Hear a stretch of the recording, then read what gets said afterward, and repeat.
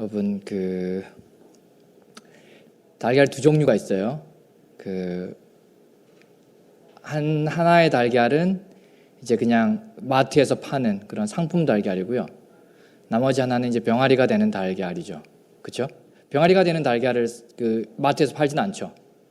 여러분 마트에서 산 달걀을 이렇게 프라이 하려고 깠는데 병아리가 나왔다. 그거 보신 적 있어요? 병아리가 나왔네. 그럼 치킨을 해 먹어야지. 그런 적 없으시죠? 달걀이 같이 생겼지만 달라요. 두 종류가 달라요. 근데 뭐가 다를까요? 그렇죠? 껍질이 다르지 않아요. 그렇죠? 껍질은 똑같아요. 여러분 이거 구별할 수 있어요? 두 개? 눈으로 봐서 구별을 못해요. 달걀은 무엇으로 구성이 되어 있죠? 껍질, 그 다음에 흰자 위, 아주 여기는 뭐라 그러나 대학생들이니까 역시 수준이 달라요. 제가 그걸 생각을 못했네. 좋아요. 그 다음에 흰자, 그 다음에 노른자, 그렇죠? 껍질, 그러니까 크게 봐서 껍질, 흰자, 노른자 그렇게 했어요. 근데 뭐가 다른 거예요, 사실? 이 두 개 중에서 껍질은 같아요, 그렇죠? 여러분 구별을 못했으니까. 그러면 흰자는 같을까요, 틀릴까요? 같아요. 네. 틀린 건 노른자만 틀려요, 그렇죠? 그 노른자가 틀리기 때문에 이 두 개의 달걀이 다른 거예요. 근데 사람과 좀 공통점이 있는 것 같아요. 사람은 무엇으로 구성이 되어 있나요? 일단 눈에 보이는 몸, 그렇죠? 그 다음에 혼이라 그러는, 그냥 대학에서는 그걸 심리라고 얘기를 하게 되죠, 그렇죠? 뭐 정신, 심리. 그 다음에 또 나머지 하나가 영. 데살로니가 전서 5장 23절에 보면 그 얘기가 나오죠. 너희 온 영과 혼과 육신이 그리스도의 날에 온전히 되기를 원하노라, 그런 게 나오는데 사람은 그렇게 구성이 되어 있어요. 근데 그 중에 가장 중요한 것은 영이죠. 이 달걀과 마찬가지예요. 근데 그 노른자가 다르기 때문에, 노른자가 다르다는 그 단 한 가지 이유 때문에 이 두 개의 달걀은 취급 방법이 달라져요. 이 상품 달걀은 유통기한이 중요해요. 그렇죠? 유통기한이 지나면 어떻게 돼요? 폐기 처분돼요. 썩어요. 그래서 까면 냄새가 나고. 그리고 중요한 건 뭐냐면 이 상품 달걀은 유통기한이 일단 중요하고 그 다음에 무게가 중요합니다. 무게. 그래서 이게 상품 달걀이 나면요. 제 친구 부모님이 양계장 하시는 분이 있으셔서 제가 잘 알아요. 달걀을 이렇게 하나 생산을 하면요. 5등급으로 나눕니다. 그래서 특란, 대란, 중란, 소란, 경란. 뭐에 따라서? 무게에 따라서. 딱 저울에 올려놓고, 물론 이제 저울에 올려놓기 전에 이제 상품으로서의 가치가 있나 없나 이렇게 살펴보겠죠. 금이 갔거나 찌그러졌거나 그러면 어떻게 돼요? 그건 그냥 버리거나 아니면 이제 다른 달걀을 끼워 파는 거지. 그렇죠? 그러니까 굉장히 그게 중요해요. 소위 말하는 숫자가 중요한 거죠. 근데 이 달걀은 어때요? 그렇지 않습니다. 크거나 작거나 관계가 없어요. 왜? 생명이 될 달걀이니까. 조금 찌그러져? 관계없어요. 왜? 결국 생명이 나올 거니까. 그러니까 그렇게 취급하지 않습니다. 그리고 유통기한이라는 게 중요하지 않아요. 왜냐하면 생명이 될 거니까. 때가 되고 기한이 차면 어떻게 돼요? 냄새나는 달걀이 되는 게 아니라 생명이 나오는 거예요. 왜? 단 한 가지 이유. 노른자가 다르기 때문에. 노른자에 생명이 있으면 유통기한 free, 무게 free, 상표 free. 그러나 노른자에 생명이 없으면 유통기한이 데드라인 있어요. 적용이 돼요. 그렇죠? 빛깔과 모양과 겉에 어쨌든 그런 것들이 굉장히 중요합니다. 무게에 따라서 달걀의 가치가 달라져요. 어떤 상표를 붙이느냐에 따라서 값이 달라져요. 사람도 마찬가지인 것 같습니다. 영, 혼, 육 가운데 영이 살아있지 못하면 우리의 영혼, 인간의 영이 살아있지 못하면, 소생되지 못하면 결국 중요한 건 뭐예요? 죽으면 끝이다 이렇게 되는 거죠. 인생이. 그러니까 데드라인이 적용되는. 그 다음 뭐예요? 상표가 중요해져요. 소위 말하는 스펙이 중요한 거죠. 스펙이 뭐예요? 결국 스페시피케이션 아니에요. 그렇죠? 그러니까 그 상품의 사양이 중요하다는 거예요. 요즘 많은 젊은이들이 요즘만 그런 건 아니죠. 얼마 전부터 특별히 그 스펙을 굉장히 강조하는, 속된 말로 스펙에 미친 세대가 되어가는 거예요. 근데 스펙을 쌓아봐야 뭔가 인생이 잘 되지 않거든요. 이걸 하면 행복하겠지. 이걸 가지면 행복하겠지. 여기 대부분 분들이 이제 신촌에서 학교를 다니시는 분들일 텐데, 여러분 들어올 때만큼 여전히 지금 행복하세요? 작년도 혹시 신입생, 올해 아직 그 프레시맨이 있으시면 작년 11월과 지금 11월, 수능을 칠 때의 그 설레임이 아직도 여러분 남아 있습니까?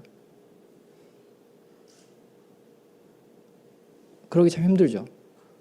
그러니까 스펙을 쌓아봐야 그 기쁨과 그 만족감과 그런 것이 오래 가지 못해요. 여전히 경쟁이에요. 여전히 피곤하게 만들어요. 저걸 가지면 되겠지. 조금만 참으면 되겠지. 그랬는데 아니거든요. 그러니까 어떻게 돼요? N포 세대가 되는 거죠. 3포 세대, 5포 세대, 7포 세대 그런 얘기 하대요. 미국에서 못 들어봤는데 한국 오니까 그런 얘기를 해요. 왜? 스펙을 쌓아도 안 되니까. 제가 이번에 한국 와서 충격을 받았는데요. 최근에는 그 N포 세대를 넘어서 헬조선이라는 얘기를 쓰더라고요. 무슨 얘기예요? 지옥 같은 세상이라는 얘기죠. 그렇죠? 와, 어떻게 감히 저런 얘기를 할까? 얼마나 고통스러우면 저런 얘기를 할까? 그런 생각을 하면서도 또 동시에 한편으로는 만일 하나님께서 한국이라는 나라와 이 한국 국민들을 바라보시면서 헬조선이라고 떠드는 그런 소리를 듣고 만일 민수기에서 이스라엘 백성에게 말씀하셨던 것처럼 내가 네 말이 내 귀에 들린 대로 너에게 행하리라라고 말씀하시면 어떻게 할까? 우리 민족이 5,000년 역사 가운데 복음을 받아들였다는 그 이유 하나만으로 사실 저는 개인적으로 어떤 한국의 어떤 그 발전 또는 이제 근래 한국이 누리는 그런 여러 가지 복들이 있잖아요. 풍성함들이 있잖아요. 그것을 무엇으로 설명할 수 있을까라고 고민해보는데 복음 이외에는 사실 설명이 안 돼요. 민주주의? 군사구태타? 그런 건 다른 나라들도 다 해본 적이 있어요. 그러나 그건 요인이 아니에요. 부분적인 설명이 될 수 있을지 모르지만. Anyway, 하나님께서 우리에게 얼마나 많은 복을 주셨습니까? 근데 이 사회 이제 다음 세대들이 하나님 앞에 그렇게 떠든다면 특별히 믿는 사람들까지 그건 정말 비극인 거죠. 그러나 한편으론 하나님의 은혜도 모르고 복음도 모르고 아직 그 그리스도의 십자가 그늘 아래 오지 못하는 그런 사람들이 그런 얘기를 한다면 그건 정말 얼마나 고통스러우면 우리 할 일이 사실 거기에 있는 거죠. 복음은 고통이 있는 곳에서 뭔가 고난이 있고 낮은 곳에서 사실 역사하잖아요. 그래서 어떤 점에서 보면 지금이 어떤 청년 사역에 다음 세대 사역에 적기일 수도 있겠다. 우리가 정신만 차리면. 왜냐하면 그들이 고통스러워 하잖아요. 무엇이 그것을 해결하겠습니까? 아우성치잖아요.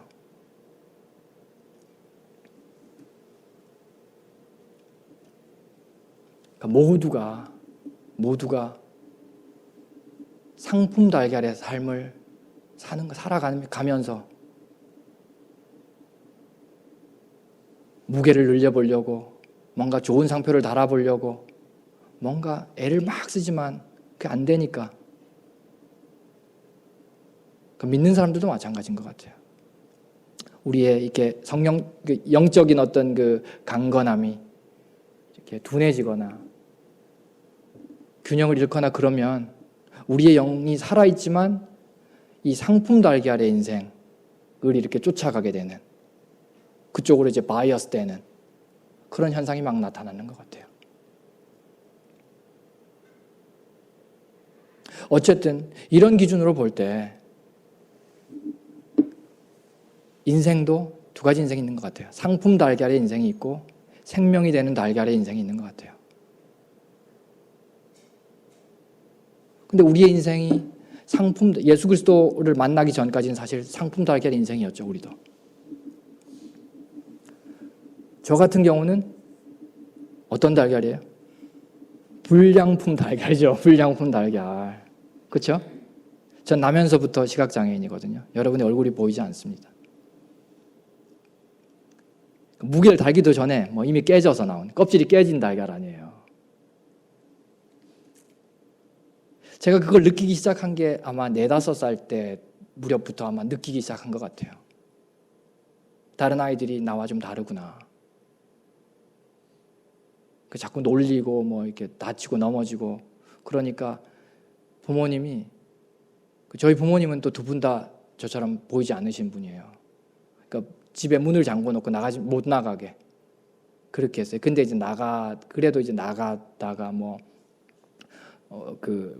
구덩이에 빠지기도 하고 돌뿌리에 걸려서 찢어 먹기도 하고 그런 일들이 막 있었으니까요. 또 아이들이 막 놀리고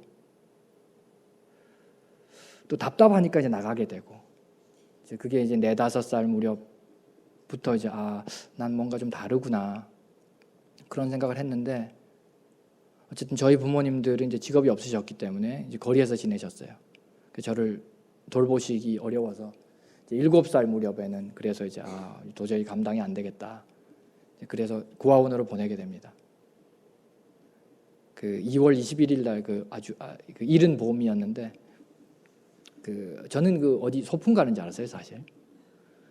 그래서 부모님하고 이렇게 친척분들 몇 분 오셔서 이렇게 김밥 같은 거 하고 먹을 거 싸들고 이렇게 어디 마당이 굉장히 넓은 그런 곳으로 이제 가서 하루 종일 이렇게 놀아주시더라고요. 그네도 태워주고 이렇게 미끄럼틀 같은 거 그런 거 그때 처음 타본 것 같아요.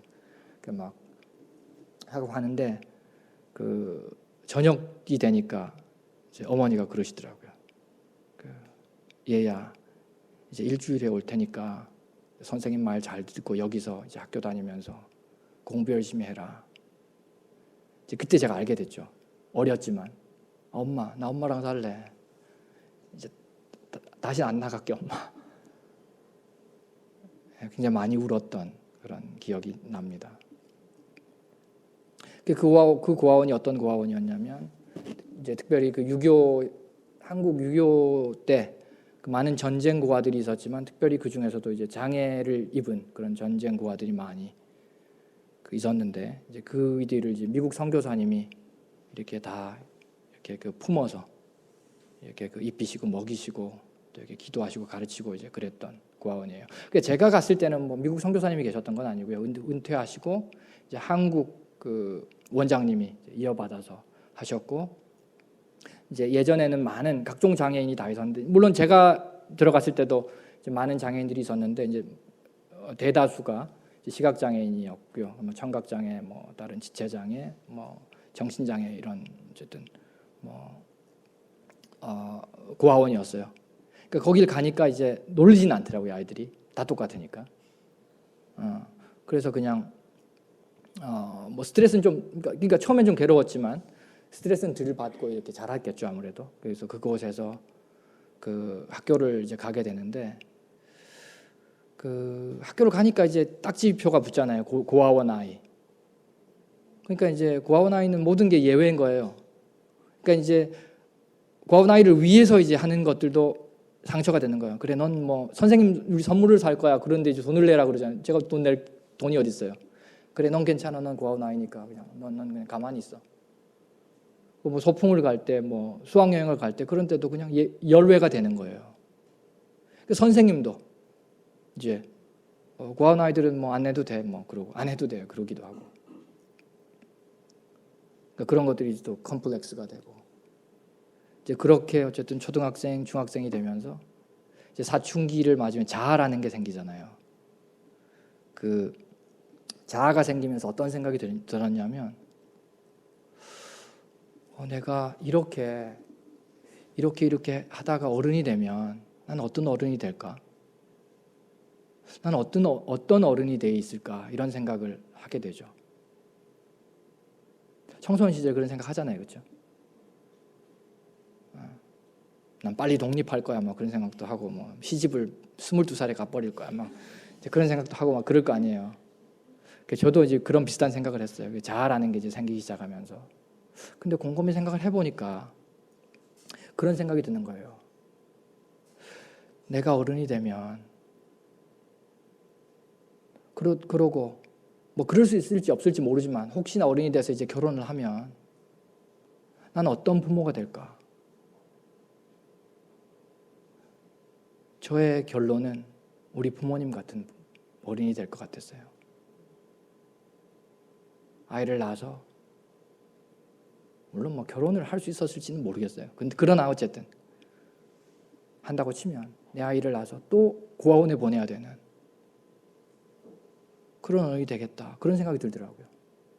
이건 아니다. 이건 아니다. 그럴 수는 없다.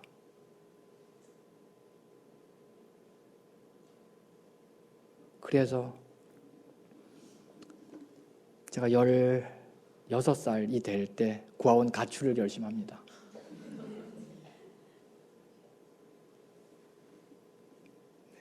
이유는 딱 한 가지예요. 우리 부모님 같은, 물론 우리 부모님 얼마나 마음이 아프셨겠어요, 사실. 그렇죠?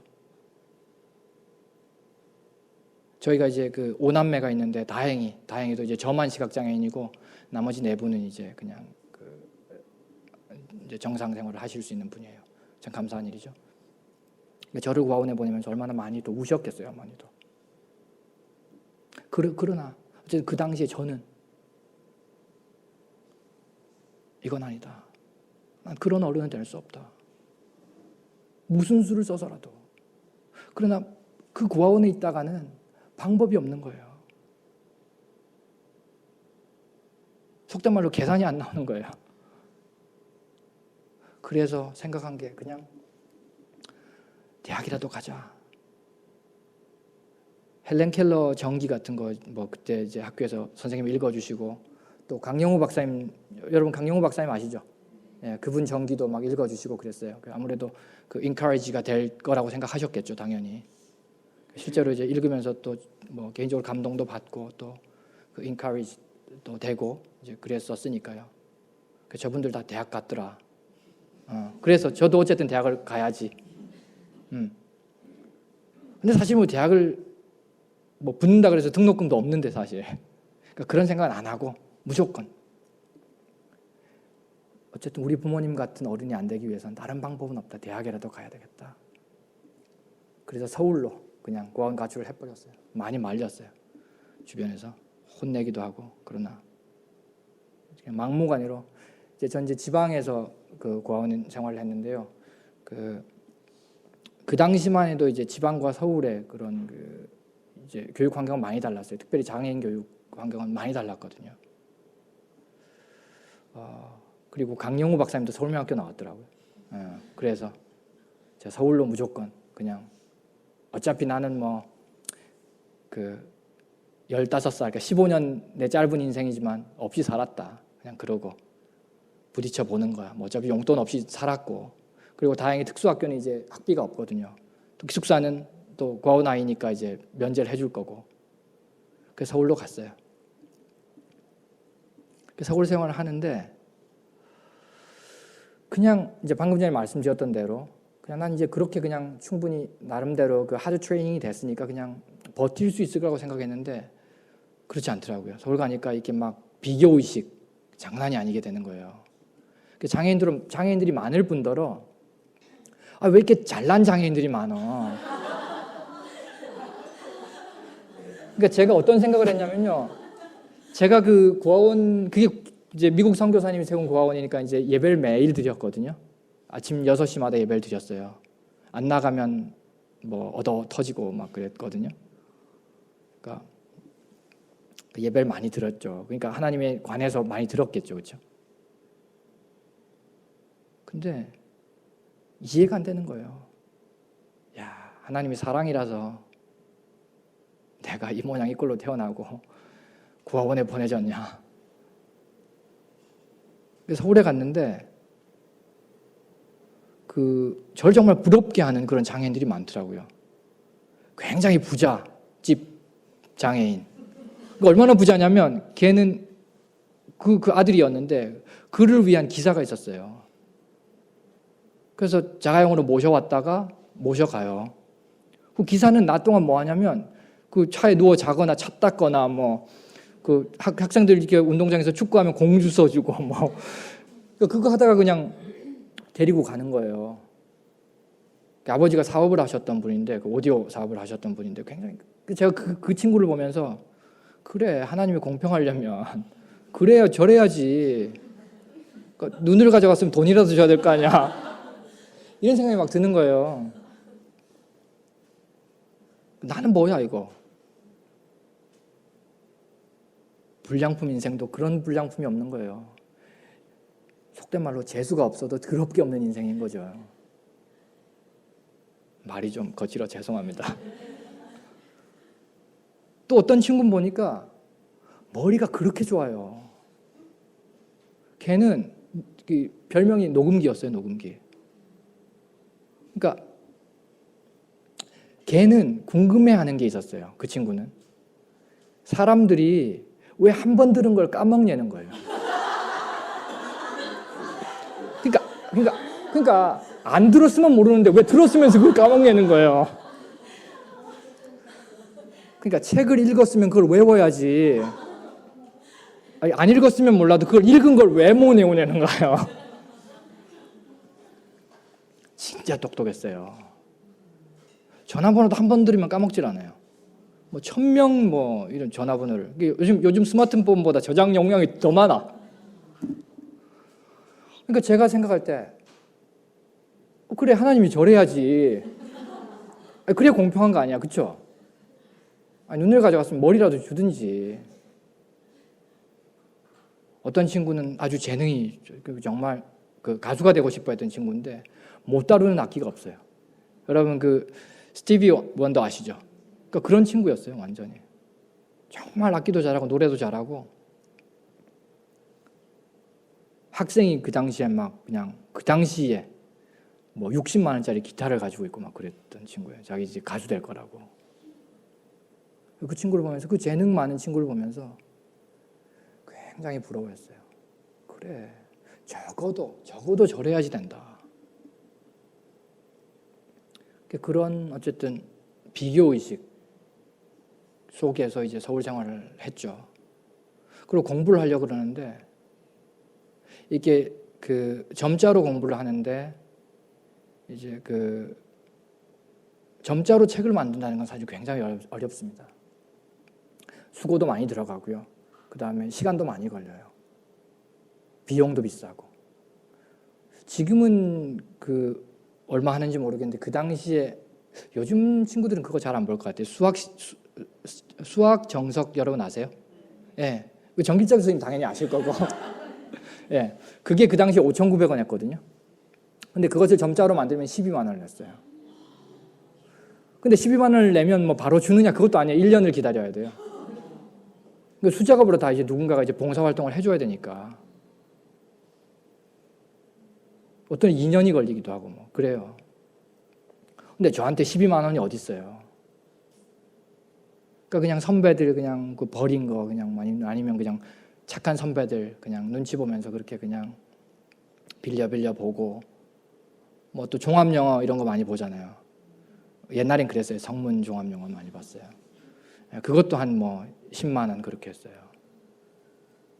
그러니까 그런 거 가지고 이제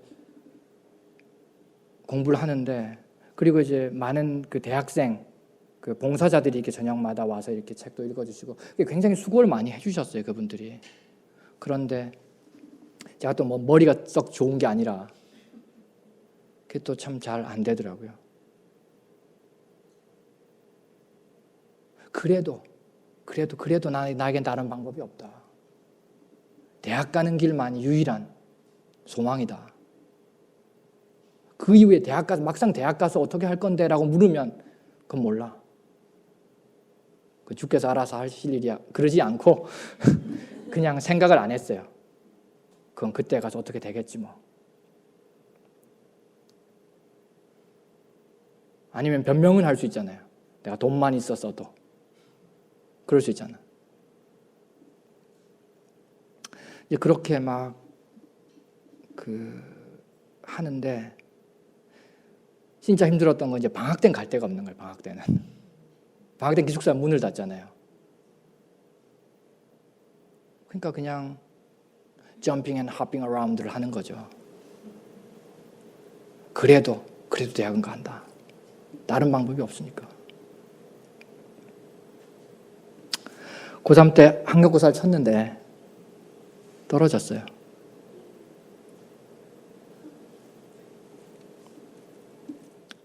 막막하더라고요. 이제는 학교에서 졸업해야 되잖아요.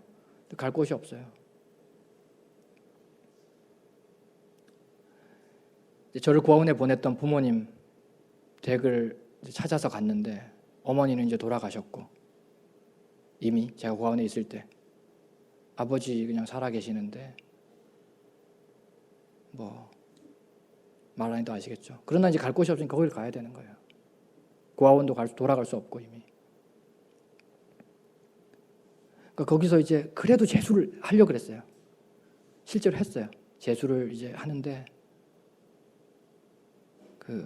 제가 한 달 동안 라면 2박스를 먹어본 적이 있어요. 아침엔 신라면, 저녁 때는 짜파게티. 그래도 어쨌든 대학 가야지. 그러고 했는데 주변에서 많이 뜯어 말렸어요. 야 임마, 이젠 너도 성인인데 철 좀 들어라. 네가 장애인으로 태어났으면, 표현을 그대로 하면 병신으로 태어났으면 그렇게 살아야지 어떡하냐. 꿈 깨 임마. 부모님 따라 거리로 나가든지 이제 네 앞가림이나 해야지. 언제까지 그렇게 공상이나 망상에 빠져 있을 거냐. 네가 대학 가면 누가 너 등록금 대냐. 네가 올레이로 졸업하면 누가 너 취직시켜 준다든. 제가 기업에 원서를 내면 ideally 올레이로 원서를 내요. 서류 전형에서 통과했어. 막상 딱 보니까 시각장애인인 거야. 야, 우리가 얘 뽑았다가 화장실 데려가야 돼. 밥 먹으러 데려가야 돼. 누가 뽑냐? 그런 얘기 하는 거예요. 맞는 말이죠. 그래도 제가 무슨 뭐 학문적인 열정이 탁월해서가 아니고요. 그냥 뭐 잡을 게 없으니까. 그래도 대학은 가야지. 그러고 막 버티는 거 몸부림을 쳐요. 그러고 이제 한 달 하는데 여름이 되고 막 하니까 이제 건강도 극도로 나빠지고 체력이 다 소진되고 막 그러니까 진짜 못 하겠더라고요.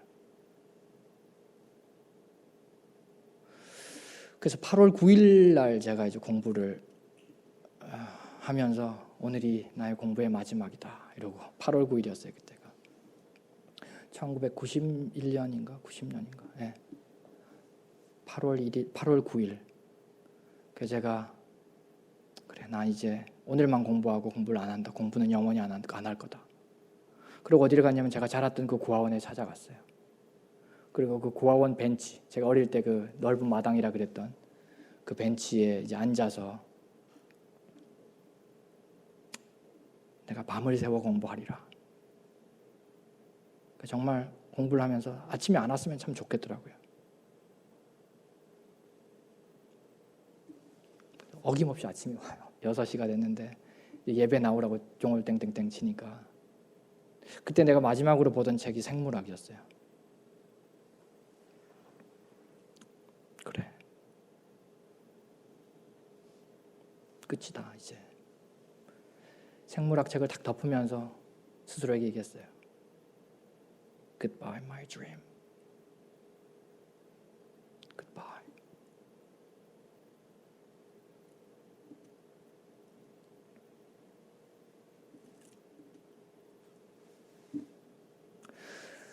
그 즈음에 나왔던 그 영화가 하나 있어요. 책도 있고 영화도 있는데 그게 뭐냐면 행복은 성적순이 아니잖아요. 그 정길자 교수님 그 영화 아시죠? 그게 그 이미연인가 뭐 제가 그렇다고 정길자 교수님과 같은 세대는 아닙니다, 여러분. 예, 이미연인가 김미연인가 하는 그런 그 연예인인데 여러분 그 아세요 혹시? 행복은 성적 아니잖아요? 몰라요? 알아요. 나 뭐 나름 나이 드셨군요. 오케이, 좋습니다. 일단 커뮤니케이션이 돼야 되니까. 그러니까 그 이제 딸이 그 고등학생 딸인데 이렇게 엄마가 그 아주 그냥 소위 말하는 치맛바라는 엄마잖아요, 그렇죠? 그래서 딸 이렇게 공부하는데 성적 떨어지면 온갖 스트레스를 다 주고 그냥 약해 먹여가면서 딸보다 더 늦게 자고, 그렇죠? 뭐 공부를 막 시키는 거예요. 딸이 이제 결국에 그 스트레스를 못 이겨서 이제 뛰어내리는 거죠. 그 영화를 그 얘기를 들으면서 왜 뛰어내리지? 나한테 오면 내가 목 졸라줄 텐데.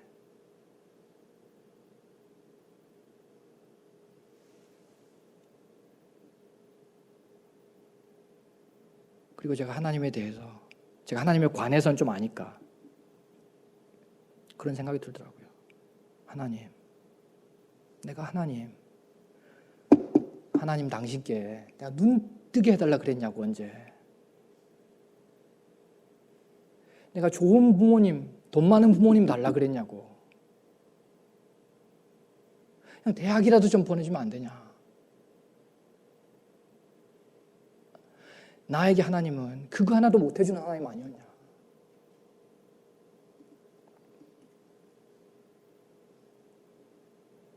그런 생각이 막 드는 거예요.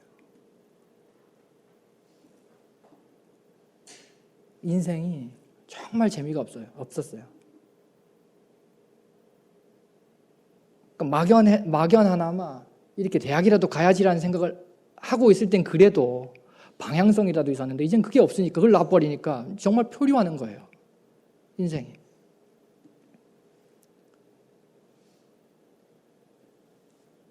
근데 생각을 해보니까 이런 식으로 앞으로 50년을 더 살아야 돼요. 그때가 20살이었으니까. 근데 저는 뭐 술, 담배를 또 안 하니까. 그럼 안 하는 게 아니라 못했지, 돈이 없으니까. 더 오래 살 수도 있잖아. 그러니까 인생이 이렇게 재미없는 인생. 내 20년 살기도 이렇게 재미가 없는데 정말 꾸역꾸역 살아야 되는데 어떻게 나머지 5, 60년을 살지?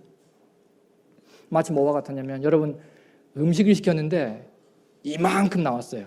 근데 먹어보니까 맛이 굉장히 없어. 근데 다 먹어야 돼. 그래, 뭐 돈이 아깝다, 먹자 이러고 먹었는데 아무리 먹어도 끝이 없는 거예요. 절반도 못 먹었어. 이제 한 숟갈만 더 넣으면 어떻게 되냐면 토할 것 같은. 딱 그랬어요.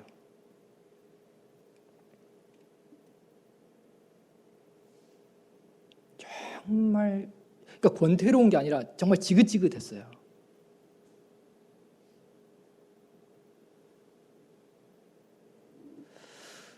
어느 날 그때가 이제 새해 첫날이었어요. 라디오들 듣는데 뭐 하는 일이 라디오밖에 더 있어요. 라디오를 듣는데 그 쇼 호스트가 그 첫날 이제 얘기를 하는 거예요. 여러분 새해 복 많이 받으십시오. 새해를 맞아서 여러분들에게 좋은 소식을 하나 전해드리겠습니다. 한국 남녀 평균 수명이 각각 3년이 늘었습니다.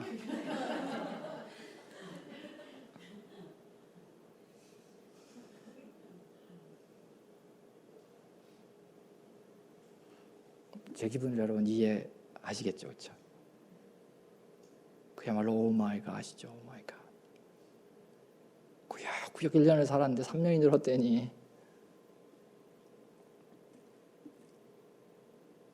끔찍했어요. 그러니까 그때가 이제 20대 중반이 다 돼가는 그런 이제 표류하면서 그렇게 살던 때예요. 근데 그 즈음 한 2년 어간에 어떤 일이 있었냐면, 그때부터 해서 2년 어간에 제 이제 친구들 2명이 스스로 세상을 버리는 그런 일이 있었어요. 그 중에 한 명이 제가 아까 굉장히 부러워했던 그 부잣집 장애인. 아버지가 갑자기 교통사고로 돌아가셨는데요. 그 이제 사업하시던 분이 그 은행에서 이제 자금 회수를 다 할 거 아니에요. 그러니까 이제 그것에 절망해서 나는 이제 소망이 없다. 그리고 아버지를 따라간다고 그냥 갔어요. 또 한 친구는 그 음악하던 친구. 그 실제로 이제 카페 같은 데서 노래도 부르고 그랬던 친구인데, 그 어떤 그 착한 아가씨를 이제 사귀었어요. 이게 아마 그 노래를 워낙 잘 불러서 아마 반한 것 같아. 그래서 그 약사 공부를 하던 그런 대학생 아가씨였나 하여튼 그랬던 것 기억에 그랬던 것 같은데, 그래서 연애를 하게 됐죠. 그래서 이제 그 미래를 이제 기약하게 되고, 근데 이제 그 사실을 부모님이 알아버린 거예요. 그 아가씨 부모님이. 그러니까 난리가 난 거죠. 그러니까 그냥 뭐 찾아와서 뭐 온갖 모욕을 하면서 그냥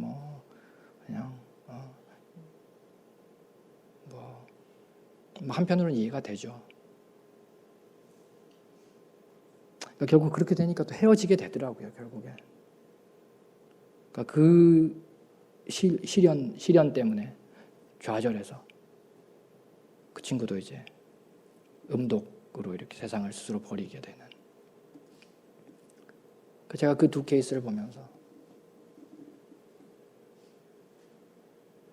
정말 머리를 벽에 부딪히고 싶었어요. 그리고 제가 믿음이 없었지만 하나님에 관해서 알잖아요. 그러니까 하나님에 대해서 정말 가슴이 터지려고 그랬어요. 하나님, 이러고도 당신이 사랑이라고 가르칠 수 있냐? 당신이 공평하다고 말할 수 있냐? 당신이 능력이 많다고.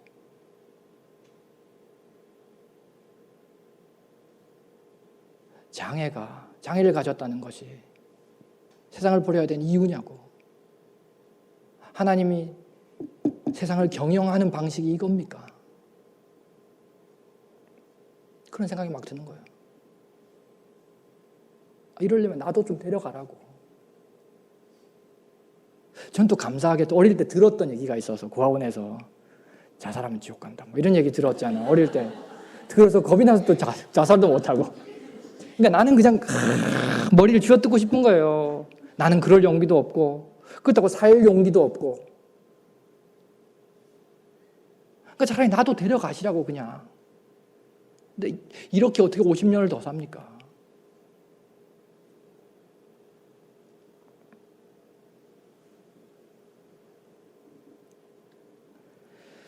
그때 어떤 분이 저에게 복음을 전해주셨어요.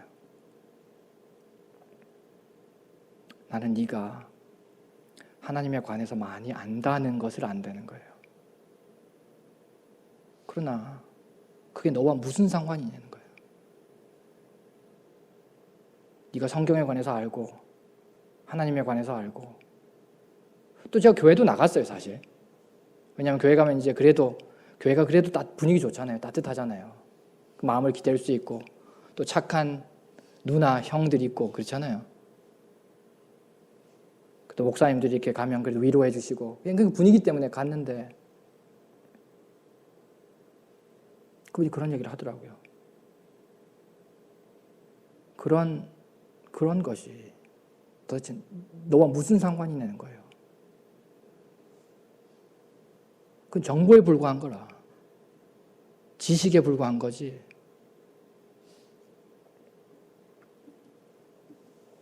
너에게 필요한 것은 그게 아니라는 거예요.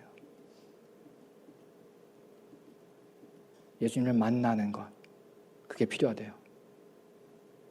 저 정말 만나고 싶었어요. 근데 그 만남이란 그 용어 자체가 굉장히 저에게 새로웠어요.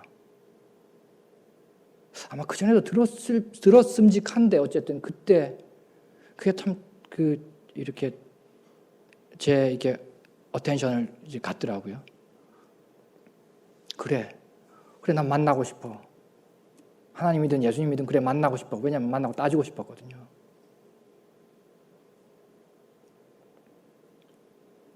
어떻게 만나는데? 물어봤죠. 그러니까 설명을 해주더라고요. 예수님을 만나는, 예수님을 통해서 우리가 하나님께로 갈 수 있는데 그것은 우리가 어떤 이해를 한다 그래서 이해를 기반으로 하는 것이 아니라 마음을 열고 입으로 시인함으로 그분과 관계를 맺는 거라는 거예요. 로마서 10장 9절 10절에 그 얘기가 있죠. 사람이 마음으로 믿어 의에 이르고 입으로 시인하여 구원에 이르느니라.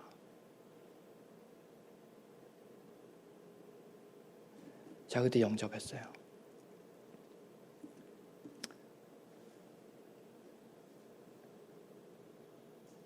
우리가 실제로 그렇습니다. 만남이라는 게 굉장히 중요합니다, 여러분. 그리고 우리가 사람과의 관계도 그래요. 여러분 어떻게 해야 결혼할 수 있냐? 여러분 좋아하는 사람과 결혼하는 게 아닙니다. 여러분이 고백한 사람과 결혼하는 거지. 그러니까 좋아만 하고 있으면 다른 남자를 만나요.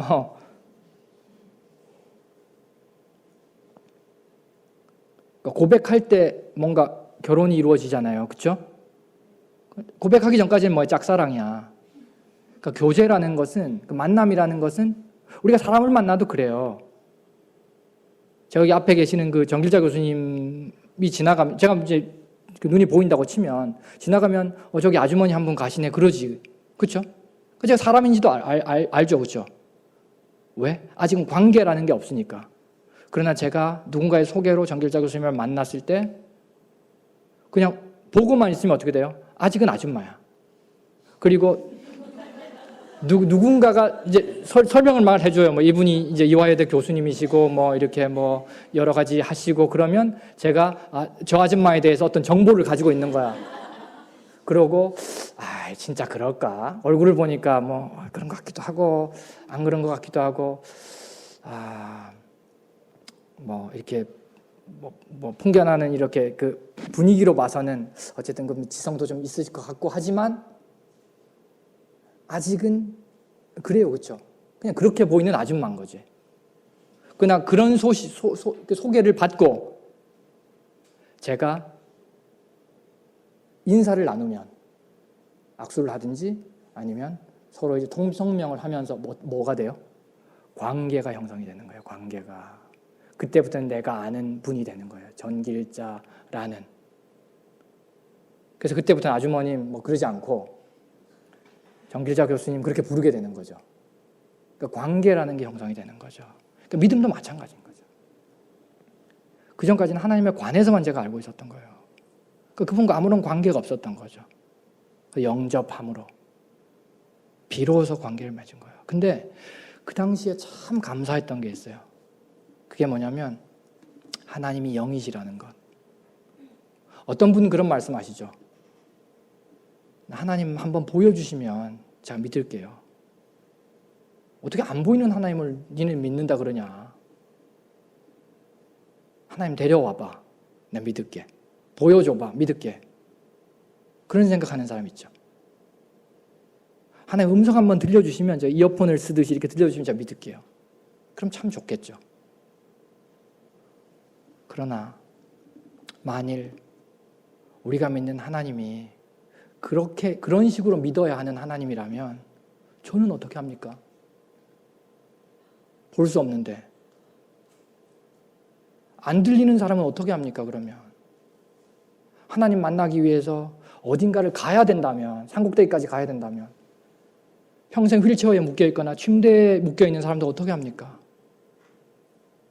우리가 하나님을 연구를 하고 어떤 공부를 하고 이해를 해서 하나님을 만나야 된다면, 하나님과 관계를 맺어야 된다면 정신지체가 있는 아이들, 자폐가 있는 아이들은 어떻게 합니까 그러면? 여러분, 헬렌 켈러가 하나님을 믿었습니다. 자폐가 있는 아이들이 하나님을 찬양합니다.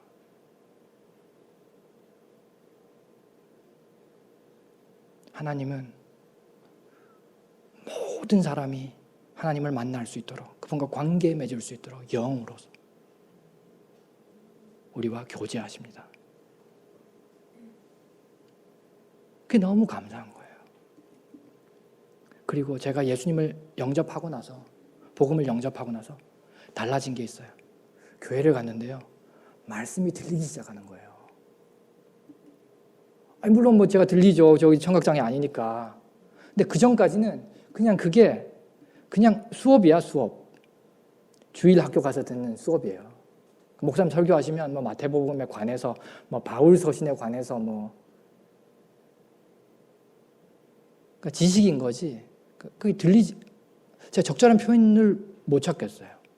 그냥 정말 말씀이 들려요. 그게 나와 관계된 어떤 말씀처럼 들리는 거예요. 나에게 하시는 말씀처럼 들려요. 어느 날 그 말씀을 하시더라고요. 목사님 설교를 이사야서 6장으로 하셨는데요. 거기 보면 그 말씀 있잖아요. 내가 누구를 보내며 누가 우리를 위하여 저들에게 갈고. 하나님이 탄식하면서. 근데 그 말씀을 가지고 이렇게 목사님이 설교를 하시는데 제가 생각나는 게 있었어요. 제가 하나님에 대해서 제 친구의, 특별히 제 친구들의 그런 그 자살을 보면서 굉장히 정말 극에 달한 그런 그 상태까지 갔었는데, 이게 하나님의 방식입니까? 이제 막 그랬잖아요. 근데 그 말씀을 듣는 순간, 이사야는 그렇게 얘기하죠.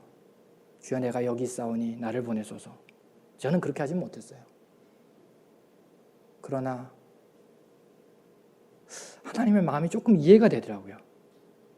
그러니까 이해가 된다기보다도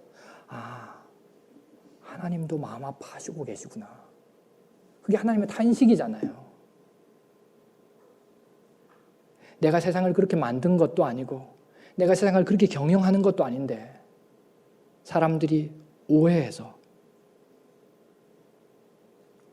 그렇게 살아가는 모습들을 보면서, 특별히 내 친구들처럼 그 인생을 오해해서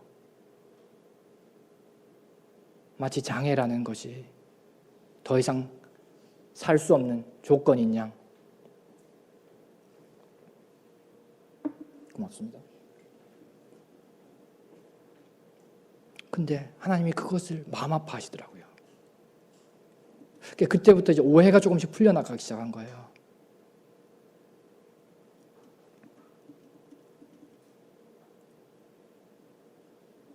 그래도 하나님이 양심은 있으시군.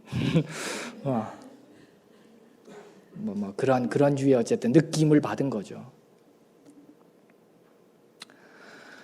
그러고 이제 시간이 이제 흐르는데, 어느 날 예배를 드리는데요. 주일날 이제 예배를 드리는데, 예배 때 이제 사도신경을 외잖아요. 예배 순서로. 맞죠? 여기도 외나요? 네, 사도신경 어떻게 시작해요? 전능하사 천지를 만드신 하나님 아버지를 내가 믿사오며. 그걸 외는데, 그 부분까지 딱 외는데 마음속에서 질문이 생겨요. 마음속에서. 너 뭐라 그랬니? 전능하사 천지를 만드신 하나님 아버지라 그랬는데요. 넌 정말 나를 전능하다고 믿니? 제가 그랬잖아요. 그렇게 얘기했잖아요. 방금 전에. 그렇죠? 근데 넌 정말 내가 Almighty God이라고 믿니? 대답을 해야죠. Yes, Lord 라고 대답을 하지 못했어요. 어떻게 대답하냐면요. 그러셔야죠. 그랬어요. 그냥 그렇지 않으면 하나님이 아니죠. 전능하지도 않은 하나님을 우리가 왜 믿어요? 스펙 사는 게 낫지. 다음 질문이 왔어요. 두 번째 질문. 넌 그러면 내가 너를 장애인으로 태어나게 한 것이 나의 실수라고 생각하니? 저의 대답, 그래서는 안 되죠. 여전히 삐딱한 거죠. 세 번째 질문, 너는 그러면 내가 너를 그렇게 가난하고 또 역시 장애가 있는 그 부모 밑에서 태어나게 하고 네가 그렇게 괴로워하고 정말 인생에서 지워버리고 싶어 했던 그런 고아원 생활을 하게 한 것이 나의 거듭된 실수라고 생각하니? 아닙니다. 그때서 이제 아닙니다라고 얘기했어요. 아닙니다. 그럴 리 없습니다. 그게 그 예배의 끝이었어요. 다른 건 생각이 아무것도 안 나요.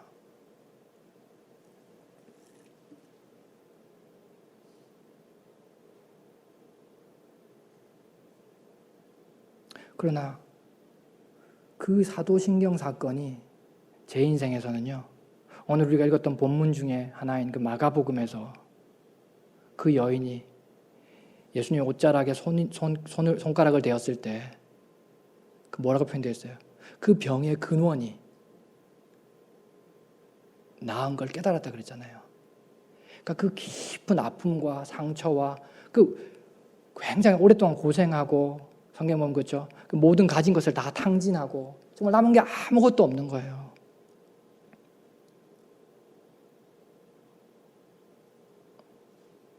그 여인이 예수님의 그 옷자락을 만졌을 때 그 깊은 상처와 아픔의 근원이 나았던 것 같은 그런 역사가 내 안에 일어나기 시작했어요. 저는 그때까지 내 인생이 정말 불량품 인생이라고 생각했거든요. 상품도 낼 수 없는, 버려지거나 그냥 비매품이 돼서 그냥 끼워 팔리거나 그럴 수밖에 없는 불량품 달걀, 더럽게 재수 없는 인생이라고 생각했는데 그게 아니라는 거 아니에요. 실수가 아니라면 뭐예요? 일부러 그렇게 한 거 아니에요. 일부러.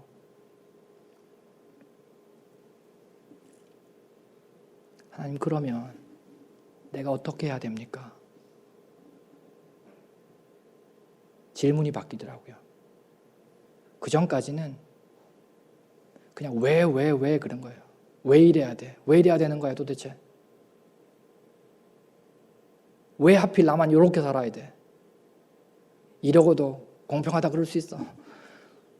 막 그랬는데 그 질문이 어떻게, 그러면 하나님 의도하시는 것이 무엇입니까?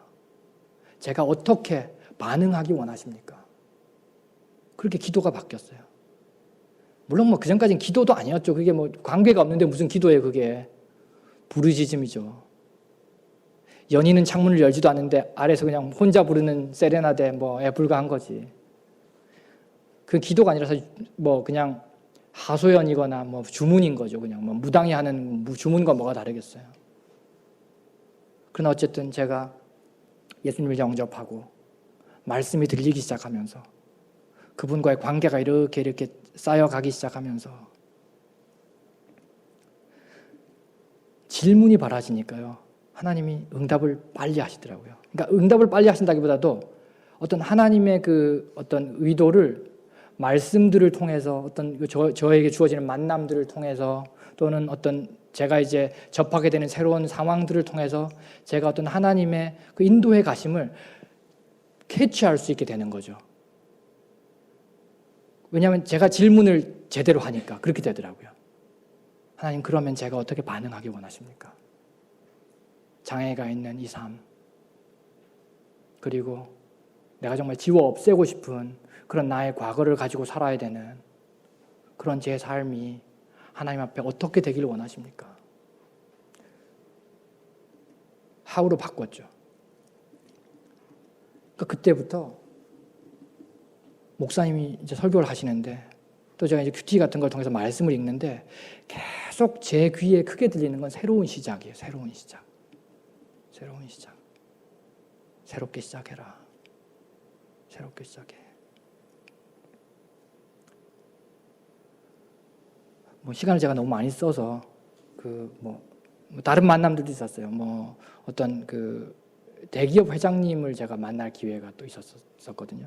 그 즈음에 파스테르 유업 회장님, 민족사관학교 세우신 그런 분을 또 우연히 만날 기회가 있었는데, 그분이 또 문득 건넨 그런 말씀 등등, 이제 스킵할게요.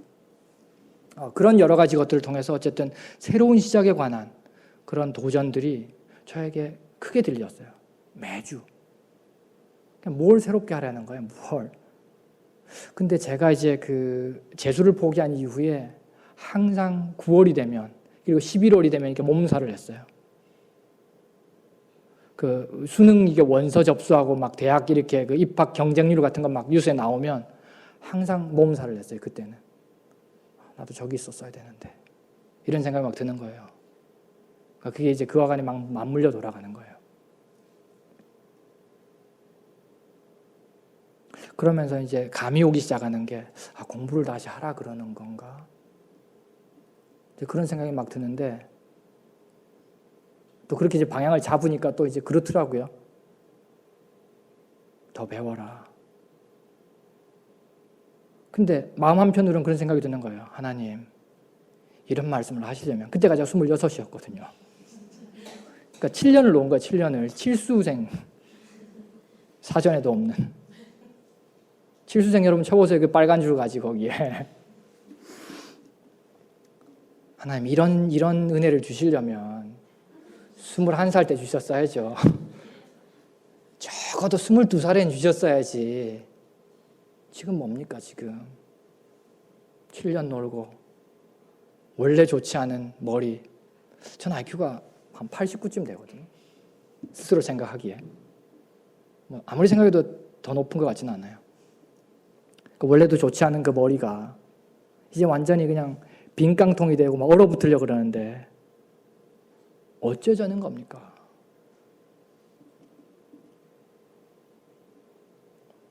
그렇게 하나님 새로운 시작에 대한 그런 하나님의 초대에 대해서 제가 반응할 수가 없었어요.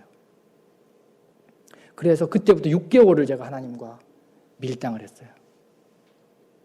나중에는 이게 정말 이렇게 목사님이 강력하게 목사님이 실제 의도하셨다기보다는 저게 그렇게 들린 거죠. 막 푸시가 되는데,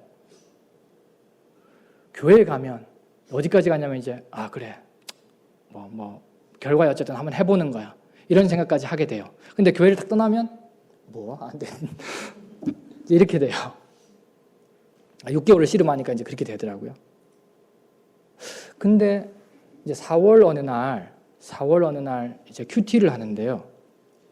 누가복음 1장 36절에서 38절 이제 1장을 보는데, 이제 마리아가 이제 수태고지라 그러죠. 마리아가 이제 예수님을 잉태하게 되는 그런 장면에 대한 큐티 본문이 그날 주제였어요. 여러분 얼른 한번 보시면 아시겠지만, 또 마리아가 이제 어떻게 예수님을 가지게 된 거 아시죠, 여러분? 네. 그 얘기를 이제 그 본문을 읽는데,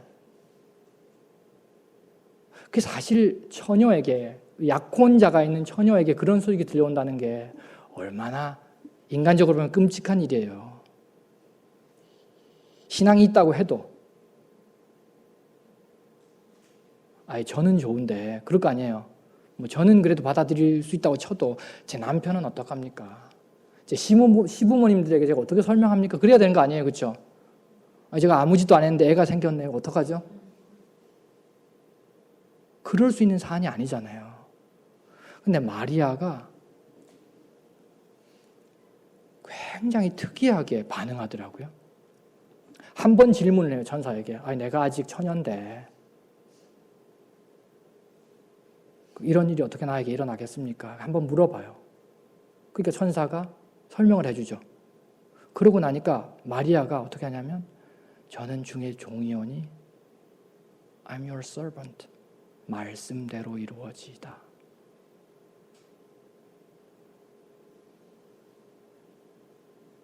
굉장히 충격이었어요.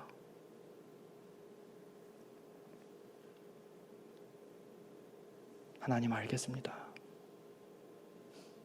이해도 안 되고 받아들여지지도 않은 그런 하나님의 초대와 도전이지만 이 마리아의 고백을 제가 붙잡고 하나님 순종하겠습니다. 그리고 특별히 저에게 더 확신을 줬던 게 36절인데요. 그 당시에 그 1997학번 그 서울대 법대 간 친구 중에 그 장성수라는 그 친구가 있어요. 그 노가다 몇 년 하다가 이제 공부해서 들어간 사람 알아요, 여러분? 공부가 최고 쉬웠어요. 뭐 그런 친구인데 그 친구도 사실은 세상적으로 보면 불가능한 그런 일인데 그게 이제 그 36절에 보면 엘리자베스 얘기하잖아요. 네 친족 중에 엘리자베스가 있는데 그 나이 들어서 아무도 잉태 못한다고 했을 그때에 잉태한 거 가서 확인해봐라. 그렇게 천사가 마리아에게 컨펌 해주잖아요. 그러니까 제가 장성수를 언제 찾아가야 되겠어요. 지금 변호사 하는데 너 나 때문에 대학 간 거야. 내가 믿음이 없는 덕분에. 그러니까 그게 그 당시에 이제 장성수 씨 이게 기사가 막 신문이나 뉴스에 나오고 그랬던 상황이에요, 그때가. 그러니까 그게 이제 이 말씀과 이렇게 적용이 되면서 저를 순종하게 해주시더라고요. 그래서 제가 그때 4월 말에 이제 모든 걸 주변을 정리하고 5월 9일부터 공부를 했어요. 어버이날 지나고. 그리고 그해 11월 8일 날 수능을 치고 98학번이 되었습니다. 말씀대로 이루어지이다. 그러니까 그 6개월을 어떻게 보낸지는 전 모르겠어요. 설명이 안 돼요. 어떤 사람은 그 6개월에 굉장히 관심이 많아요. 6개월을 어떻게 도대체 공부하셨길래 대학을 갔어요? 아니 7년 놀던 내가 IQ 89짜리 내가 그럼 말합시다. 제가 23시간을 공부하고 1시간밖에 안 잤다. 그러면 그게 설명이 돼요?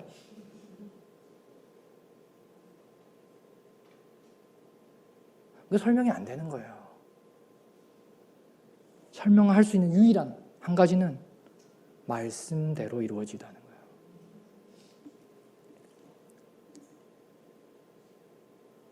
제가 이제 여기 옆 동네 거기에 이제 인문학부에 들어갔어요. 합격증을 받고 나니까 이 등록금이 있었구나 이런 생각이 들더라고요. 그러니까 그 6개월 동안에 하나님 정말 저도 참 아이러니한 게 뭐냐면 그 6개월 동안 제가 그 생각을 못했어요. 아마 그 생각했으면 아마 더 낭비했겠죠, 시간을. 하나님이 그런 생각을 막으셨던 것 같아요. 근데 하나님이 다 예비하셨더라고요.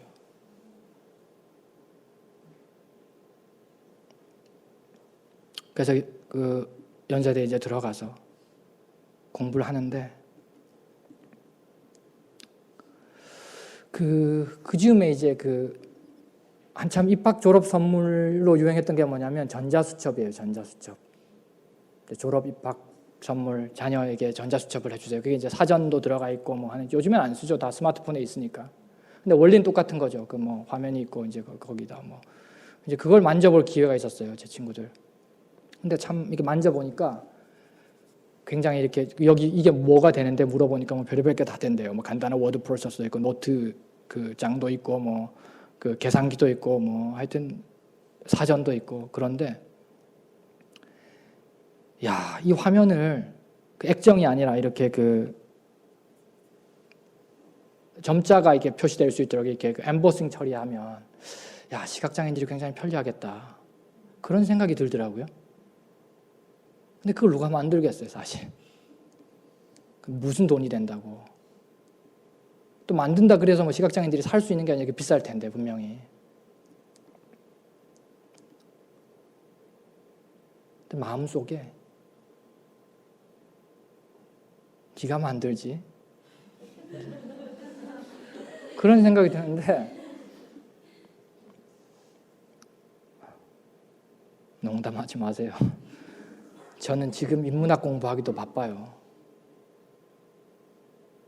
교재가 이렇게 점자로 그때그때 못 만드니까 수업을 다 녹음했어요. 그래서 그걸 이제 기숙사 가서 다시 이제 듣는 거예요. 그러니까 지금 수업을 2번 듣는 거죠, 2번. 그런 식으로 해서 어쨌든 공부를 해야 돼요. 왜냐하면 대학 교재를 이렇게 점자로 만들어 달라고 이렇게 하면 학기 끝나고 오는데요, 뭐. 그러니까 그런 생각을 주시면서 마음에 그런 이제 동기부여를 하시는 거예요. 야, 네가 그 불편함을 알지 않니? 책이 없어서 공부를 못하고 공부를 하고 싶어도 읽어주는 사람이 나타나지 않으면 그냥 시간만 죽이고 있어야 되고, 그 다음에 그 돈이 없어서 만들 수 없는 그런 불편함과 그런 필요들을 넌 알고 있지 않냐? 그러면서 그걸 만들려면 어디로 가야 되겠어요? 공대로 가야 되잖아요. 컴퓨터 공학을 이제 해야 되는데, 전 사실 그냥 영문학을 하려고 그랬거든요. 언어 쪽을 어쨌든 하려고 그랬어요.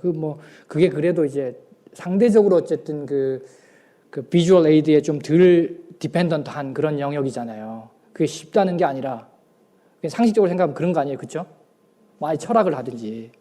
철학은 아무래도 안 될 것 같고, 그냥 어쨌든 언어 쪽이 그래도 이제 시각장애인이 하기 좀 낫지 않을까 그런 생각을 했는데, 하나님은 공대 쪽을 푸시해 가시는 거예요. 그러면서 또 이게 계속 설교를 듣고 또 이제 규칙이라고 하는데, 그렇게 막 하는데 수강 신청을 이제 해야 되는 게 막 듀가 돌아오잖아요. 그때까지 결정을 못했어요. 근데 이제 2월 마지막 주간에 이제 수강 신청 데드라인에 제가 읽었던 말씀이 뭐냐면, 그 여호수아서 17장 14절에서 18절 말씀, 특별히 18절 말씀을 읽으면서 마음을 정하게 됐어요. 그게 뭐냐면, 그 산지도 내 것이 되리니 너는 삼림이라도 개척하라. 그 끝까지 내 것이 되리라. 가나안 사람이 비록 철병거를 가졌으나 강할지라도 내가 능히 그를 쫓아내리라. 하나님은 평지가 아니라 산지로 가리는 거예요. 그러니까 제가 얼른 생각할 때는 그래도 언어 쪽이 평지잖아요. 나한테는 적어도. 근데 산지로 가려는 거예요. 그게 이제 경험이 하나 있잖아요, 저에게.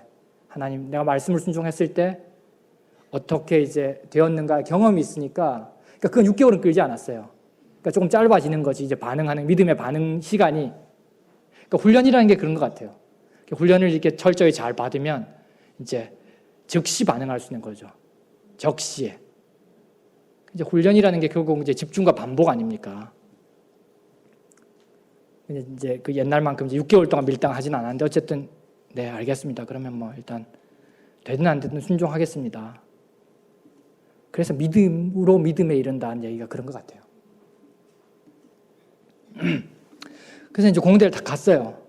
그 수강 신청을 하고, 근데 난리가 났어요. 이제 이제 불러요, 막 교수님들이. 그래서 너 미쳤냐? 철회해라.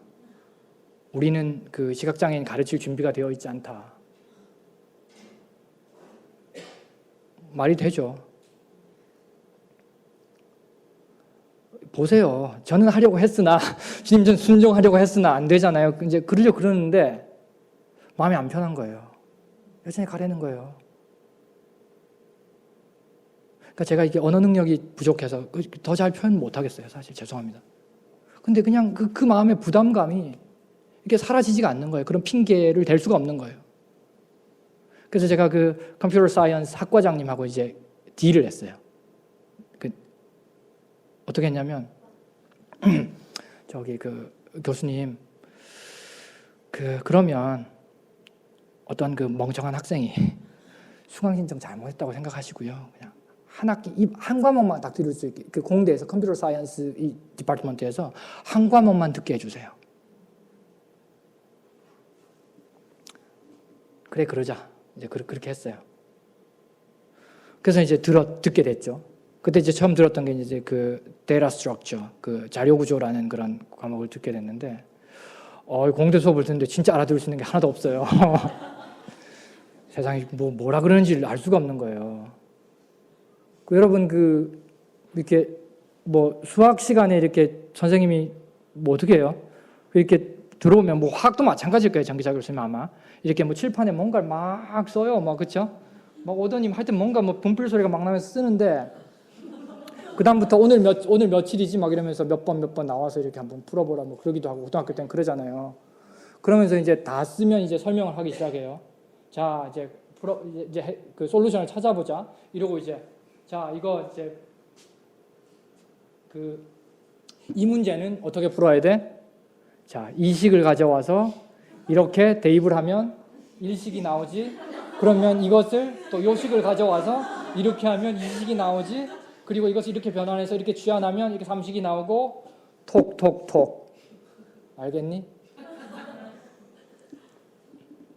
그러니까 저는 그냥 온갖 대명사의 바다에서 그냥 헤매는 거예요. 저게 뭐야? 이게 뭐야? 그게 뭐야? 와, 내가 이렇게 등록금을 내야 되나? 그런 생각이 막 드는 거예요. 아, 안 되겠더라고요. 하나님 안 된다 그랬잖아요. 막 이런 생각도 들고. 근데 어쨌든 뭐 순종하기로 했으니까 어쨌든 방법은 찾아봐야 되겠다. 그러고 이제 교수님한테 찾아갔죠. 그 담당 과목 교수님이 교수님 제가 이제 시각장애인인데 그 강의 때 쓰시는 강의 노트를 미리 저에게 좀 주시면 수업 전에 제가 읽어오든지 어쨌든 해보겠습니다. 그러니까 그 교수님이 또 이렇게 굉장히 제너러스 하시는 분이라서 저에게 이제 그런 말 하고 이제 주셨어요. 감사한 일이죠. 그 이제 제 인문학부에 있는 그 친구에게 읽어보라 그랬죠. 그러니까 저기 형 여기 보니까 뭐 마름모 같은 게 있고요. 무슨 뭐 방패 같은 게 있는데 꼬리가 2개 있네요. 그러니까 그게 이제 논리 회로 같은 그런 이제 컴퓨터에서는 이제 그런 게 순서도 같은 게 중요하잖아요. 야 임마 너는 시력은 있는데 나하고 똑같네. 그렇게 되더라고요. 근데 하나님이 어떻게 도우셨냐면요. 자, 기숙사 이제 방을 배정받잖아요. 매 학기마다. 근데 제 룸메이트가 과학 영재가 걸렸어요. 정보 듣기자. 걔는 알죠. 그러니까 알고 읽으면 이제 그게 마름모로 읽지 않잖아요. 그러니까 이게 어떻게 흘러간다 이런 게 이제 읽어줄 수 있는. 그러니까 알고 읽는 사람은 이제 설명을 해주잖아요. 그렇게 공부를 했어요. 그리고 그 학기에 제가 A를 받았죠. 아니, 물론 뭐 제가 잘했겠어요. 그냥 그 교수님이 워낙 제너럴스 하시니까 실수로 A를 주신 거죠. 근데 그게 실수였죠. 왜냐하면 그다음부터는 내가 수강 신청하는데 누가 말려. 나 A를 받았는데.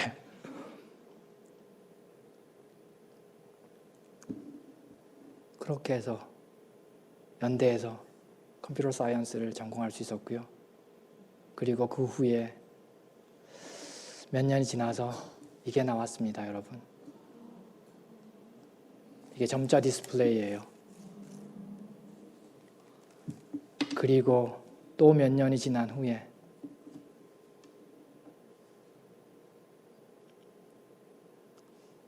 세상의 기준으로 볼 때 불량품 달걀인 저를 공학 박사로 만드셨어요. 말씀대로 이루어지이다. 여호수아서 17장 18절 말씀이 그대로 이루어졌죠.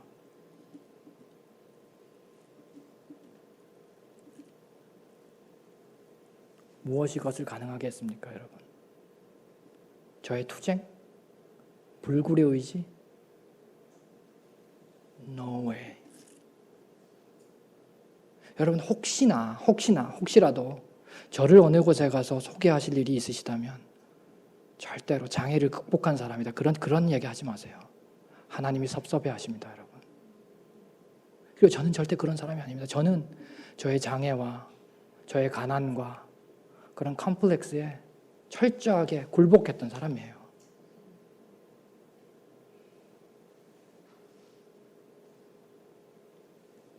단 하나, 제가 예수님을 만났다는 거예요.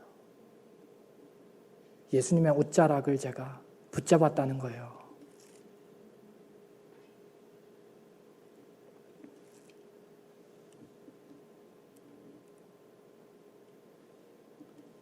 그 예수님의 사실 옷자락이 되어준 친구였던 거죠. 옷이 예수님은 아니잖아요, 사실. 그렇죠?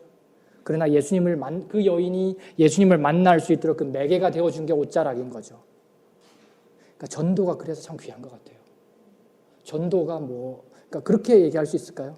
전도라는 것은, 전도자가 된다는 것은 예수님의 옷자락이 되는 것이다. 그 친구의 그 인도함, 그 친구를 통해서 제가 예수님과 관계를 맺을 수 있었던 거 아니에요. 제가 하나님을 만났죠. 그리고 그분을 들을 수 있었고요. 그분을 볼 수 있었고, 상처를 낫게 하시는 하나님을 경험할 수 있게 되었고, 그분을 알아가게 된 거죠. 함께 찬양 하나 했으면 좋겠는데요. 오래된 찬양인데, 송명희 씨 아시죠? 송명희 시인이 그 작사하시고 어쨌든 어느 분이 작곡하신 곡인데, 그 나 가진 재물 없으나, 그 찬양 여러분 아세요? 네, 그거 같이 우리 찬양할까요?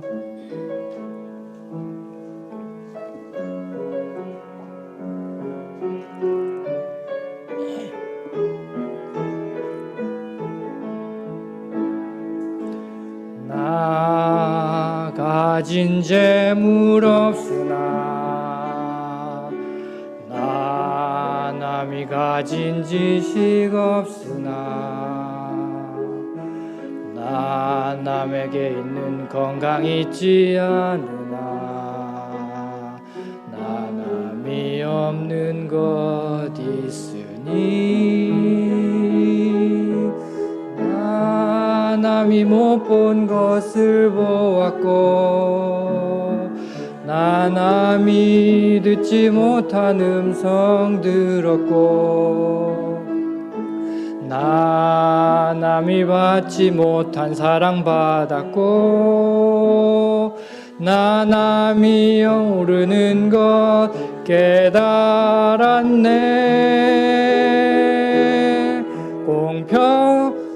공평하신 하나님이, 나 남이 가진 건 나 없지만, 공평하신 하나님이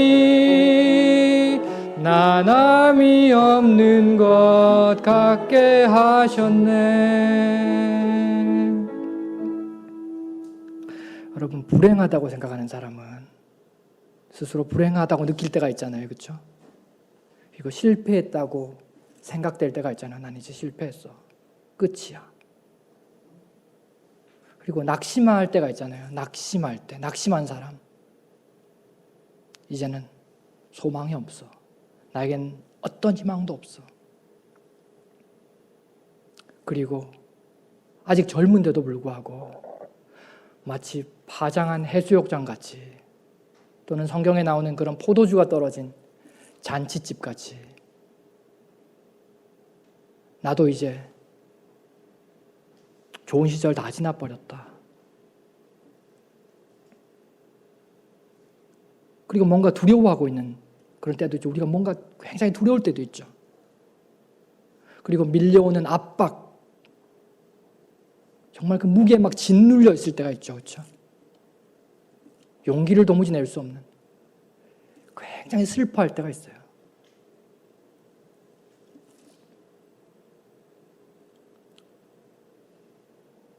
그런 모든 상황 가운데는 나름대로의 이유가 있는 것 같습니다. 우리가 인간적으로 생각할 수 있는 가난, 이 가난만, 이 지긋지긋한, 이 찢어지는 가난만 아니었어도, 잘나지 못함, 내가 조금만 더 잘났어도, 조금만 더 똑똑했어도, 조금만 더 재능이 많았어도, 나에게 조금만 더 좋은 부모님, 소위 말하는 백이 있는, 백이 될 수 있는 그런 부모님이 있었으면,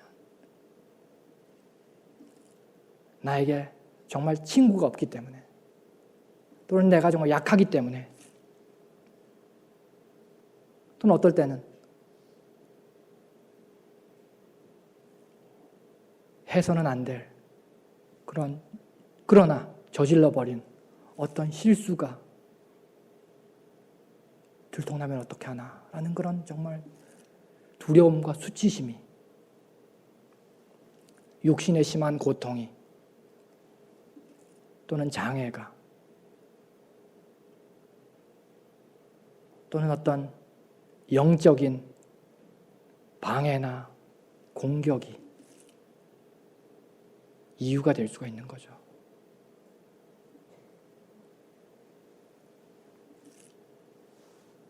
그러나 더 이상 과거의 그런 아픔이나 상처, 그리고 현재의 문제들이나 미래에 닥쳐올 어떤 도전들에 대한 불안감,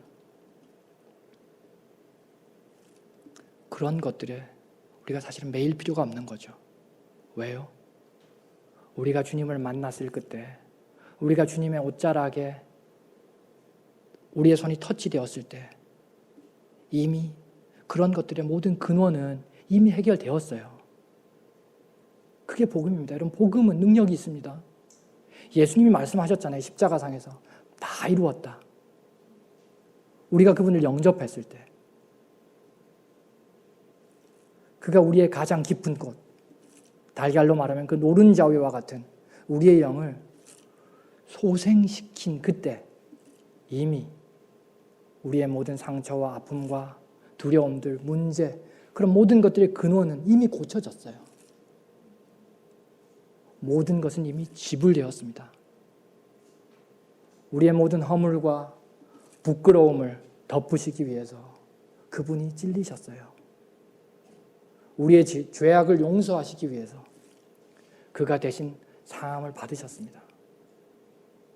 예수 그리스도께서 우리를 대신해서 징계받으심으로 우리는 이제 평화를 누리고 우리의 영과 마음과 육신, 이 모든 것에 나음과 회복이 있게 된 거죠. 그가 대신 채찍에 맞아주심으로 인해서 모든 대가는 이미 지불되었습니다.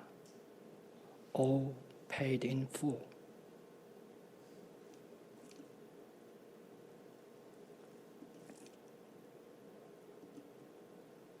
마치 우리가 아직은 코로 숨을 쉬고 세상에 발을 딛고 살기 때문에, 그리고 어떤 물리법칙이 적용하는 그런 세상 속에 살기 때문에 어떤 그 영적인 부분에서도 관성이라는 게 적용이 되는 것 같아요.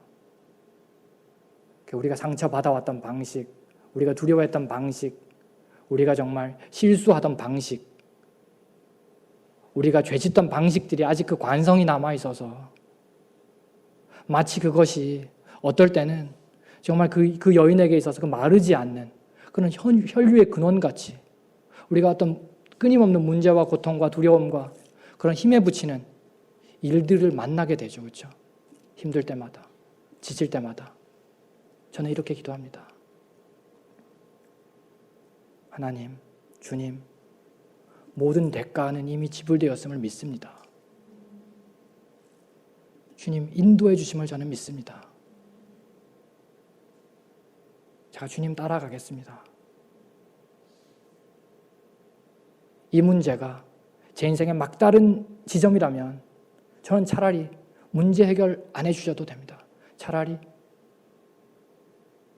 문제를 해결하지 않더라도 주님과 그냥 끝을 보겠습니다. 순종할 수 있는 힘과 지혜를 은혜로 주시옵소서. 그리고 하나님, 제가 이 문제가 하나님의 연단과 훈련이어서 내가 이 상황, 이 도전, 이 문제, 이 고난을 통과해야 된다면 힘을 주시옵소서. 그리고 더 이상 이 아픔들이, 이 정말 언해피한 어떤 경험들이 제 인생에 있어서 변명이 되지 않게 해주시옵소서. 오히려 하나님 간증되게 해주세요. 우리가 그리스도인이지만 고통스러울 때가 있잖아요. 인생이, 우리의 마음이, 우리의 영혼이 공고해질 때가 있잖아요. 끝이 안 보이는 터널 같을 때가 있잖아요. 그럴 때는 그렇게 합니다. 하나님, 이 상황이 저에게 변명이 되지 않게 하시고 간증되게 해주세요. 나를 증명하기 위한 내 남은 인생이 어떤 삶이 아니라, 스펙 쌓는 그런 삶이 아니라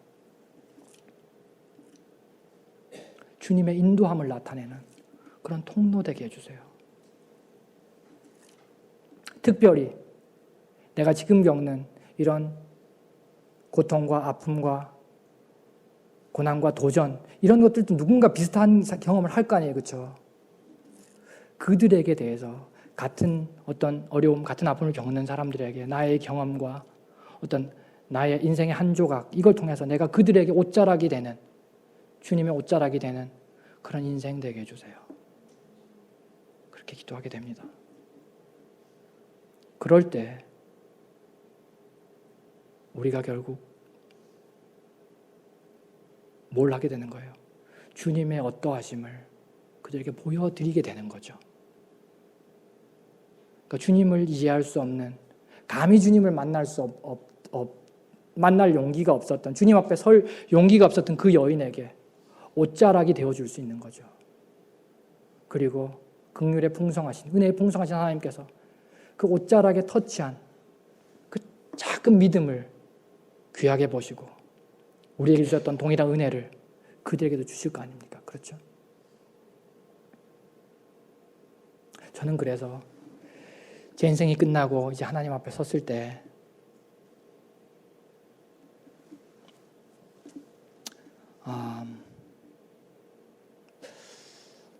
넌 인생이 어땠니? 라고 물어보면 뭐라고 할까라고 생각을 해보는 때가 가끔 있어요.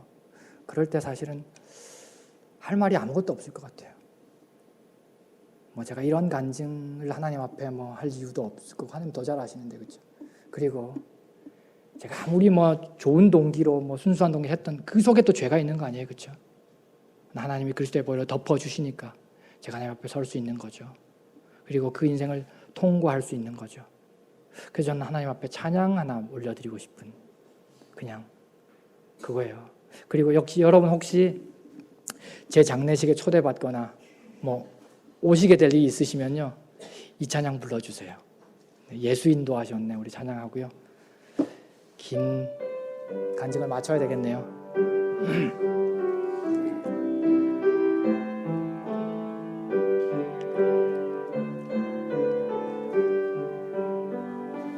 내 인생 여정 끝내어 이거 가사 떴나요? 건너 언덕 이를 때 하늘 문 향해 말하리 예수 인도하셨네 매일 발걸음마다 예수 인도하시네 나의 무거운 죄짐을 모두 벗고 하는 말 예수 인도하셨네 이 가시밭길 인생을 허덕이면서 갈 때에 시험과 환난 많으나 예수 인도하셨네 매일 발걸음마다 예수 인도하시네 나의 무거운 죄짐을 모두 벗고 하는 말 예수 인도하셨네 내 밟는 발걸음마다 주 예수 보살피시사 승리의 개가 부르며 주를 찬송하리라 매일 발걸음마다 예수 인도하시네 나의 무거운 죄짐을 모두 벗고 하는 말 예수 인도하셨네 제가 마지막으로 여러분들에게 잠깐 부탁 하나 말씀드리고 이제 내려가려고 그러는데요. 제가 참으로 복되게 그러나 저에겐 너무나 과분하게 이제 다음 주 화요일 날 이화여대 채플에 이제 가게 됐는데요. 그냥 인간적으로 생각하면 내가 왜 간다 그랬을까? 그땐 뭐 정지자 교수님하고 이렇게 잘 알지도 못했는데 그냥 거절할 걸. 그런 생각도 막 들 때가 있어요, 사실. 근데 어떻게 어쨌든 하나님의 은혜로 가기로 하고 어쨌든 가게 됐어요. 그러나 이제 저에게 주어진 시간은 15분입니다. 근데 제가 이제 그 15분을 특별히 정말 주님을 위해서 황금같이 쓸 수 있도록 여러분 좀 기도해 주시고요. 특별히 믿지 않는 많은 그 이화인들이 있잖아요, 그렇죠? 그러니까 교목실에서는 굉장히 걱정을 많이 하십니다. 그들이 이렇게 뭐 어쨌든 그들에게 너무 부담되지 않게 해달라고 이게 거듭거듭 저에게 부탁을 합니다. 뭐 이해가 되죠. 제가 특별히 이 기간 동안에 이때 하나님께서 부르시기 원하는 그 영혼에게 주님의 옷자락이 될 수 있도록, 특별히 제가 미흡해서, 제가 게을러서, 제가 준비를 잘못해서 그들이 만날 수 없다면 나 때문에 그 얼마나 비극입니까, 그렇죠? 그러니까 제가 그분들에게 그 주님의 옷자락이 되어 드릴 수 있도록, 그리고 그 15분을 그렇게 사용할 수 있도록 기도해 주시고요. 그리고 뭐 제가 많은 얘기 못 하겠죠. 그리고 뭐 여기 계신 모든 분들이 이제 이화인은 아니겠지만 뭐 캠퍼스가 달라도 상관이 없어요. 그리고 다른 뭐 생활 환경 다른 곳에서 사셔도 괜찮아요. 특별히 이제 이화에 계신 분들은 여러분들이 이제 제가 그 어떤 복음을 전한 후에 또 그들에게 먼저 믿은 분들로서 주님의 옷자락이 되어 주시기를 제가 부탁드리겠습니다. 네, 긴 시간 경청해 주셔서 감사합니다.